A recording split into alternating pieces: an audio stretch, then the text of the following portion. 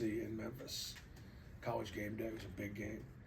And John called J.P. Prince J.D. Prince or something like that. And it really, really upset J.P. And J.P. was from Memphis. His dad coached at Memphis at one time, so he actually thinks he may have done it on purpose. J.P. played really well that game against Memphis, so I don't want to mispronounce Rabacha's. Rabacha. Yeah. It's really good. So what do I know now that I didn't know then? I knew they were good. They're probably a better. I think they're a little better than I thought. The front line with Rabacha and Murray.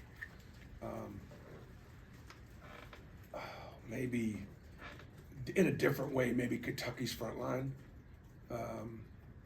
really bothered us. But they're two of their leading scorers. First of all, Chris Murray is a pro, a four-man that can score inside and out, and just a terrific player. And again, I recruited his dad. His brother Keegan's in the NBA. I think he was a fourth player taken in the draft last year. And his dad was such a great player at Iowa. And then Rabacha he can score. They throw him the ball in the mid-post area. He can make plays. An outstanding passer, really good basketball player. He's way quicker than he necessarily looks on tape. So the front line is really, really good. Coach's son, Patrick. He's got two sons, but Connor is a great playmaking, 4-to-1 assist turnover ratio guy that just makes everybody else better. They're deep. Sanford's a key player for them coming off the bench. You guys have got all the offensive numbers, so we'll be focusing a lot on how to guard them. We try to defend a little bit like Iowa State defends, and Iowa State did not, Iowa got them pretty good early in the season. And so we're looking at the things that they did well against Iowa State and some other teams that they did really well against. So, shoot the ball from three, make 8 a game, play fast. Like, this is not your typical Big Ten team. They're physical, yes. They're the second leading offensive rebounding team in the league behind Purdue, yes. So from the physical standpoint, they're a Big Ten team, but they play much faster. They're willing to get it down the floor, and they're willing to take the first good shot. That's why they don't turn the ball over, but 9 times a game. So, and then really, really big guards, really, really long wings.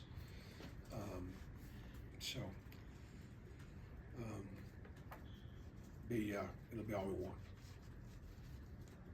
Anything? First, you mentioned the three-point shooting. I think they're 13-2 when they make 8 or more again. And then flip side, you guys are one of the best three-point defenses in the country. I guess just how key is that matchup? It'll be really key. Putting pressure on the ball. Making them put the ball down the floor, but not letting them blow by you. It'll be really, really important.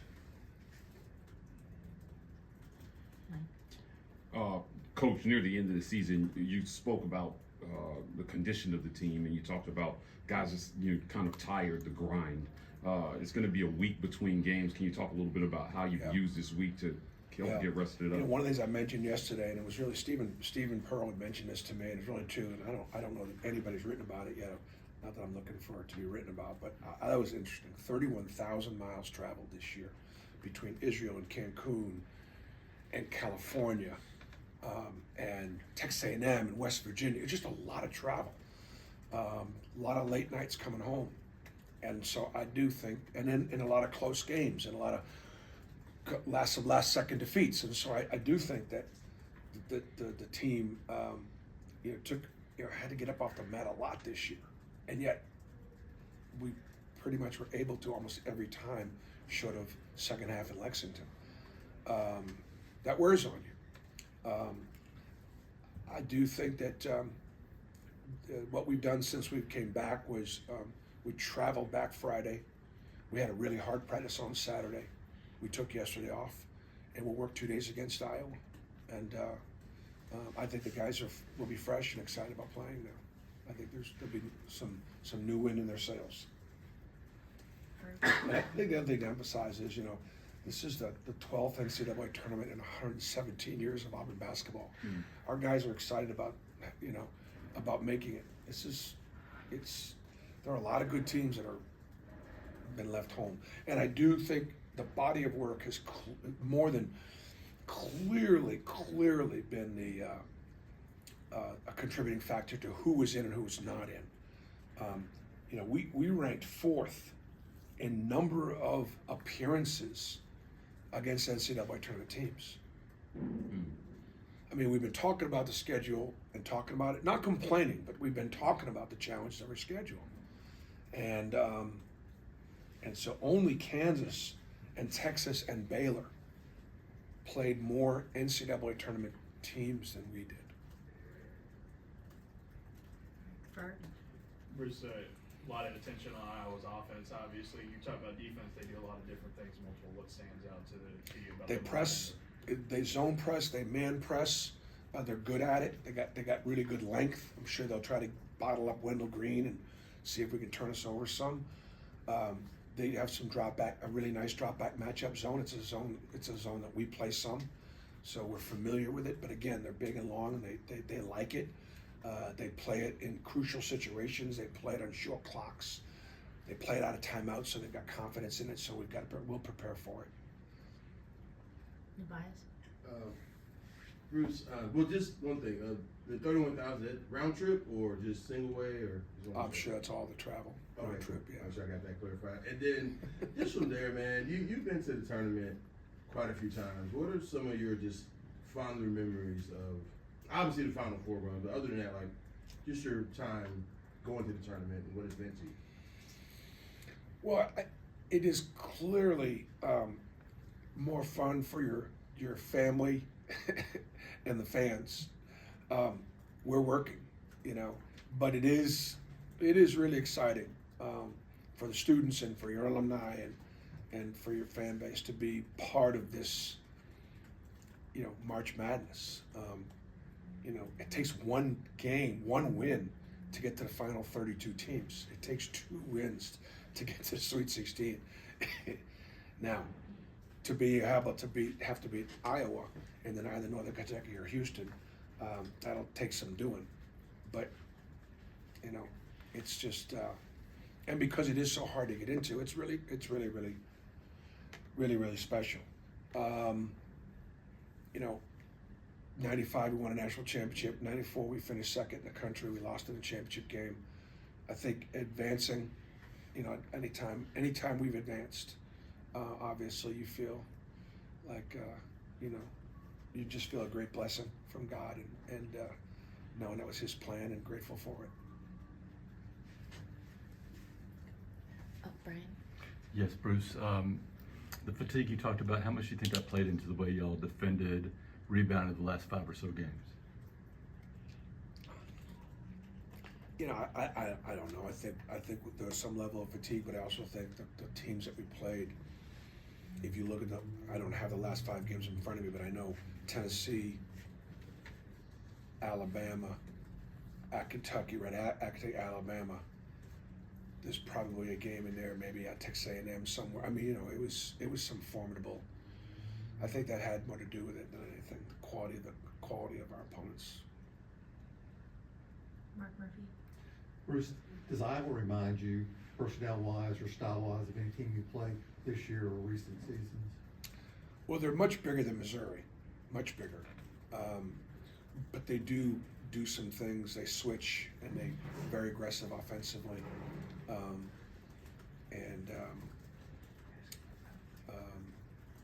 They just remind you of any of the more up-tempo teams that we played against. Just that they remind me a little bit of Arkansas because of their length, because of their size, and because of their big wings. Carrie? Bruce, so it's very unexpected to have you guys in Alabama and Birmingham. Obviously, the city's buzzing for that. Of course, the state too.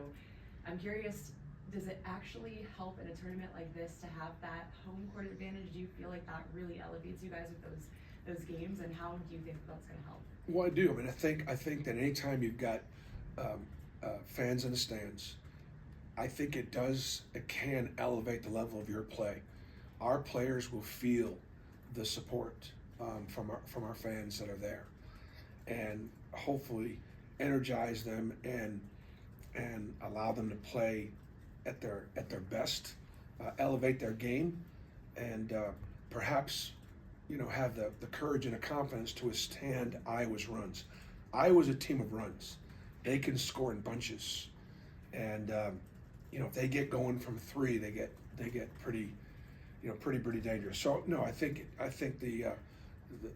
that is a factor. Look, we've had two champions that went to California, and then Utah, and Kansas, and then Minneapolis. And so I think with the pod system, I think they do their best they can to try not to have these teams travel too far, and we obviously caught a break here. The question is, can we take advantage of it? Bert? Bruce, you talked yesterday about how Fran McCaffrey's such a really good offensive-minded innovator. I mean, his offenses are always some of the best in the country. In your opinion, just kind of what makes him and his team so good on that end of the floor, so consistent? He gives his players confidence. He lets them, shoot early in the clock. He's not, I think so oftentimes you look at great offensive coaches and you think they're gonna, run Princeton, or they're gonna, every piece has got to be in the right spot at every time, and they're all controlling. Sometimes your best offensive coaches are the ones that sort of let the players play and let them play out of space, and that's what Iowa obviously could do. They're a great inside-out team.